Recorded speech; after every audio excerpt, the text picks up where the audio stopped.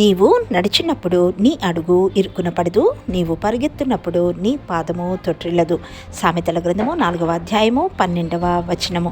ప్రియ సహోదరి సహోదరుడా, నీ జీవిత యాత్ర ఎలా ఉంది? దేవునికి మహిమకరంగా ఉందా? ఈ లోకంలో జీవిస్తున్నప్పుడు లోకేచ్ఛలలో పడి దేవుని సన్నిధికి దూరం అవుతున్నావా? ఆత్మీయ స్థితిలో దిగజారిపోతున్నావా? నీ ఆత్మీయ యాత్రలో, ఈ లోక జీవిత యాత్రలో నీవు తొట్టిల్లకుండా ఉండాలంటే దేవుని కృప, ఆయన సహాయము కావాలి.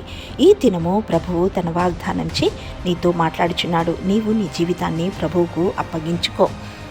నీవు అప్పగించుకున్నప్పుడు నీ యాత్ర అంతటిని తానే నీ చేయి పట్టుకొని నడిపిస్తాడు. అప్పుడు నీ అడుగు ఇరుకున పడదు, ఇబ్బందులు రావు, అపాయము నీ యొద్దకు రాదు. ఈ లోకంలోనే కాదు, నీవు పరలోక రాజ్యానికి అర్హుడవు అవుతావు.